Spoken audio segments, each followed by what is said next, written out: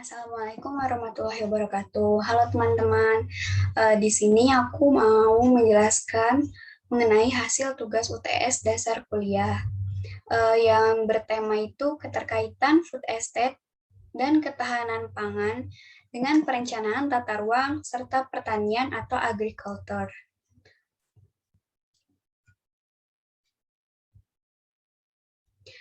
Sebelumnya, pertama-tama perkenalkan dulu, nama saya Nur Fitriana Tias Ikasari dengan NIM 2019 1050 1055 dari kelas dasar Agriculture A.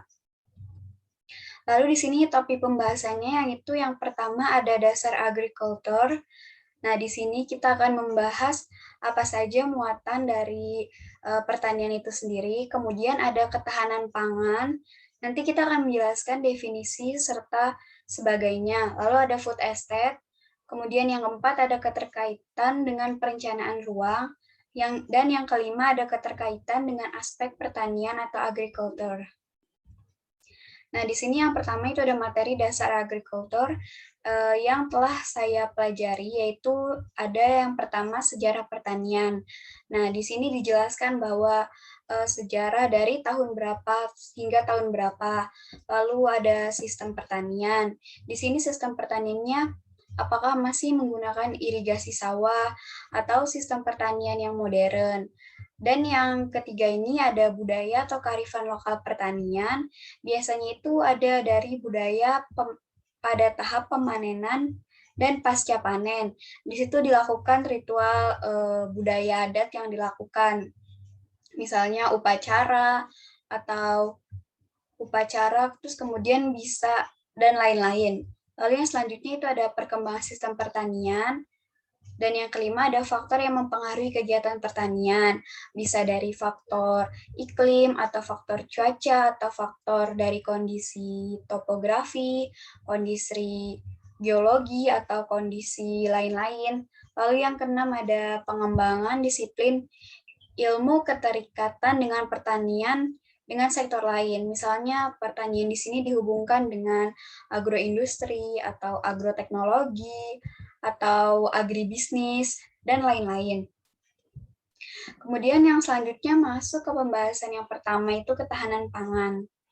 Nah, definisi menurut Undang-Undang Nomor 18 Tahun 2012 tentang pangan bahwa ketahanan pangan adalah kondisi terpenuhinya pangan bagi negara sampai dengan perseorangan yang tercermin dari tersedianya pangan yang cukup, baik dari jumlah maupun mutunya, yang aman, beragam, bergizi, merata, dan terjangkau, serta tidak bertentangan dengan agama, keyakinan, dan budaya masyarakat untuk dapat hidup sehat, aktif, dan produktif secara berkelanjutan. Nah, ketahanan pangan Indonesia sendiri itu cukup beragam.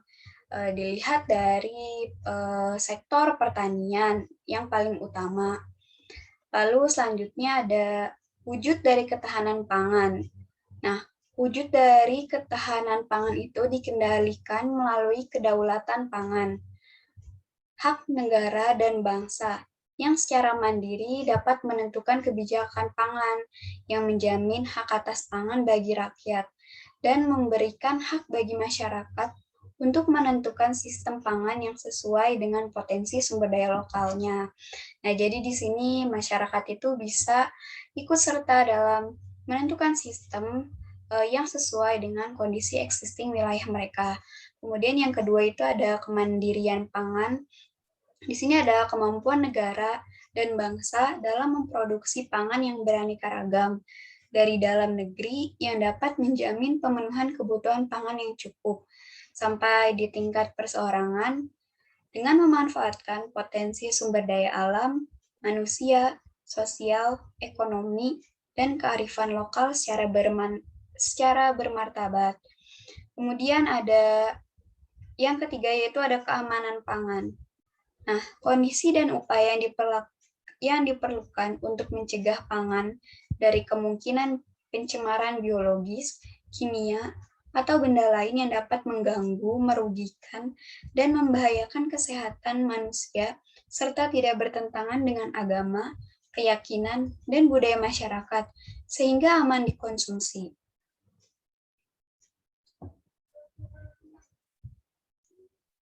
Lalu di sini ada pilar dari ketahanan pangan. Yang pertama itu ada ketersediaan. Maksud dari ketersediaan itu dari ketersediaan hasil sumber dayanya dan ketersediaan untuk lahan hingga ketersediaan untuk sarana, fasilitas, utilitas, serta teknologi. Lalu yang kedua itu ada keterjangkauan. Nah, keterjangkauan ini apakah hasil sumber daya pangan itu dapat dijangkau oleh semua masyarakat, oleh masyarakat dimanapun berada, oleh setiap kalangan umur. Lalu yang ketiga itu ada stabilitas. Stabilitas ini mengkaitkan kepada dengan stabilitas ekonomi. Lalu yang selanjutnya itu ada faktor pengaruh ketahanan pangan. Yang pertama itu ada dari lahan. Nah, lahan sendiri itu merupakan faktor penting dalam penyediaan sumber pangan, terutama yang terkait sumber pangan hasil budidaya pertanian dan perkebunan. Semakin luas lahan potensial yang digunakan untuk mengusahakan tanaman pangan, semakin baik ketahanan pangan di suatu negara. Lalu yang kedua ada faktor pengaruh dari iklim dan cuaca. Secara langsung ataupun tidak turut memengaruhi hasil sumber daya pangan, sebagian besar nelayan di Indonesia masih bergantung pada kondisi cuaca. Contohnya, petani masih bergantung pada turunnya hujan untuk mengairi lahan sawah. Nah, kondisi tersebut dapat menurunkan hasil sumber daya pangan kalau semisal hasil dari produksi itu masih bergantung pada kondisi iklim dan cuaca. Lalu yang selanjutnya itu ada dari teknologi. Nah, teknologi sendiri ini membantu mempermudah kegiatan manusia menjadi lebih efisien dan efektif. Dalam kaitannya dengan ketahanan pangan, teknologi ini berperan dalam proses penyediaan serta pendistribusian hasil pangan melalui infrastruktur sarana yang ada. Lalu yang keempat ada infrastruktur. Infrastruktur ini berhubungan dengan tersediaannya jalan menuju tempat hasil produksi atau jalan menuju lokasi dan infrastruktur perhubungan lainnya dengan kondisi yang baik dapat membantu proses produksi serta distribusi dari satu wilayah ke wilayah lain. Hal ini pun akan meningkatkan kualitas pangan baik lokal maupun nasional karena tersedianya infrastruktur yang lengkap. Kemudian yang selanjutnya ada bab ketahanan pangan di Indonesia sendiri. Nah, berdasarkan data Global Food Security Index atau GFSI, secara keseluruhan, status ketahanan pangan di Indonesia mengalami kenaikan yang signifikan. Pada 2016, Indonesia berada di peringkat 71, dan tahun 2019 meningkat di peringkat 62. Hal itu dikonfirmasi oleh Kepala Biro Humas dan Informasi Publik Kementerian Pertanian, yaitu Kuntoro Boga Andri. Ia mengatakan bahwa mereka memantau secara konsisten indeks tersebut. Angka ini naik karena dipengaruhi 3 aspek ketahanan pangan sebagai indikatornya. Nah, nilai indeks keseluruhan pada data itu ditentukan dari 3 aspek, yaitu keterjangkauan, ketersediaan, kualitas, dan keamanan. Aspek keterjangkauan dan ketersediaan untuk Indonesia meningkat cukup drastis, sehingga menjadi aspek yang dominan mempengaruhi kenaikan nilai indeks secara keseluruhan. Lalu yang selanjutnya kita masuk ke materi food estate. Nah, food estate ini adalah salah satu program untuk mengatasi masalah ketahanan pangan di Indonesia. Nah, definisi sendiri ini, food estate merupakan program jangka panjang pemerintahan Indonesia yang menjadi salah satu program strategis nasional (PSN) tahun 2020 sampai 2024 yang disebut-sebut sebagai program super prioritas untuk menjadikan Indonesia sebagai lumbung pangan.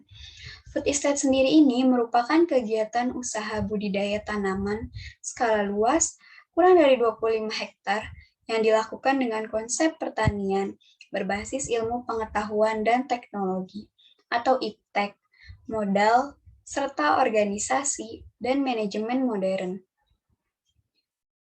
Food estate ini merupakan konsep pengembangan pangan yang dilakukan secara terintegrasi, mencakup hortikultura tanaman pangan, perkebunan, bahkan peternakan dalam suatu kawasan tertentu. Latar belakang dari food estate ini, yang pertama itu ada melonjaknya permintaan pangan dunia sebanding dengan pertumbuhan penduduk. Nah, seperti yang kita tahu bahwa pertumbuhan penduduk itu merupakan hal yang dinamis, artinya berubah dalam waktu. Nah, di sini karena pertumbuhan penduduk yang dinamis, maka meningkatlah permintaan pangan yang ada di dunia. Lalu yang kedua adalah suplai pangan dunia yang tidak sebanding dengan permintaan. Karena kebutuhan ketersediaan atau kebutuhan pangan itu tidak dapat mencukupi permintaan.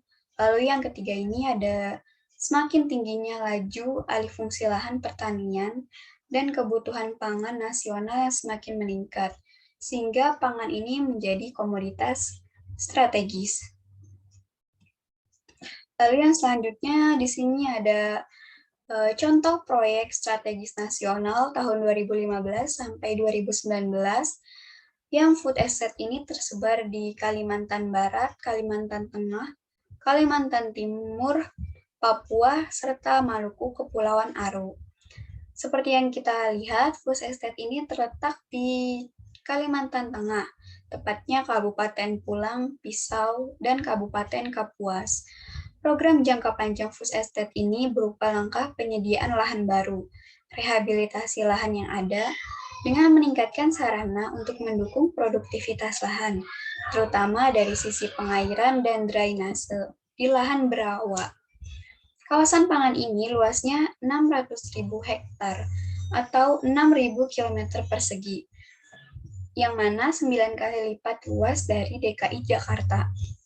Lokasi ini dipilih karena dianggap lebih sesuai dengan 3 calon lainnya, yakni Sumatera Selatan, Kalimantan Timur, dan Merauke, lalu Papua. Salah satu pertimbangannya karena di Kalimantan Tengah itu sumber daya airnya cukup, lokasinya di tengah-tengah wilayah Indonesia yang berbatasan dengan negara lain secara langsung, di mana hal itu dapat meningkatkan sektor food estate di wilayah tersebut. Lalu karena dekat dengan calon ibu kota baru di Penajam Utara, yaitu Kalimantan Timur, yang digadang-gadang dengan proyek ibu kota baru. Lalu di sini ada salah satu rencana perluasan juga dilakukan di semua wilayah lain. Contohnya dari wilayah Sumatera Selatan, wilayah Nusa Tenggara Timur, dan wilayah Papua. Nah, komoditas apa saja sih yang dikembangkan di wilayah tersebut? Dari tanaman sendiri ada padi, jagung, kentang, kelapa, bawang, jeruk. Lalu dari ternak itu ada ikan dan itik. Kemudian di sini manfaat pembangunan food estate. Yang pertama itu meningkatkan nilai tambah produksi sektor pertanian lokal. Yang kedua, meningkatkan penyerapan tenaga kerja pertanian, yang mana mencapai 34,4%. Kemudian yang ketiga adalah petani sendiri dapat mengembangkan usaha tani mereka dalam skala luas. Lalu yang keempat ada terintegrasinya sistem sentra produksi, pengolahan, dan perdagangan, yang mana hal itu dapat meningkatkan food estate itu sendiri. Lalu yang kelima ada terbukanya potensi ekspor pangan ke negara lain. Lalu yang terakhir, harga pangan menjadi murah akibat produksi pangan yang melimpah. Nah, itu dikatakan. Lalu yang selanjutnya ada materi bahasan keterkaitan ketahanan pangan dan food estate itu dengan perencanaan ruang. Yang pertama itu memperhatikan fungsi dan tata guna lahan. Nah, di situ kita dalam food estate itu sendiri, kita harus memperhatikan fungsi dan tata guna lahan itu sendiri. Bagaimana karakteristik dari guna lahan. Lalu yang kedua ada lokasi wilayah. Nah, lokasi wilayahnya itu apakah memiliki keterjangkauan dengan wilayah lain atau lokasi wilayahnya itu berada di tempat strategis yang cukup mendukung kegiatan pertanian, yang mana merupakan lokasi yang jauh dari rawan bencana alam. Kemudian yang ketiga itu ada infrastruktur, sarana, fasilitas, dan utilitas. Nah, dalam food estate dan ketahanan pangan sendiri itu diperlukan infrastruktur, sarana, fasilitas, dan utilitas di ruang tersebut. Apakah fasilitas menunjang dan bagaimana kondisi fasilitas tersebut? Apakah dapat dikatakan layak? Serta utilitas, bagaimana utilitas jaringan drainase, jaringan air bersih untuk mengaliri keperluan budidaya pertanian tersebut, lalu juga bisa bagaimana jaringan persampahan, jaringan pengolahan limbah, dan sebagainya. Kemudian yang keempat itu adalah penyesuaian dengan dokumen tata ruang. Dokumen ini berkaitan dengan pengembangan kawasan pangan, atau lebih dikhususkan kepada pengembangan lahan pertanian pangan berkelanjutan, atau LP2B. Padahal, secara hierarki, dokumen tata ruang tersebut menjadi salah satu dasar pedoman dalam pengembangan sebuah fungsi kawasan yang memiliki fungsi khusus. Dalam hal ini, yaitu fungsi ketahanan pangan. Dengan adanya dokumen tata ruang, diharapkan pengembangan sebuah kawasan mampu terarah sesuai dengan aturan yang berlaku di sebuah wilayah.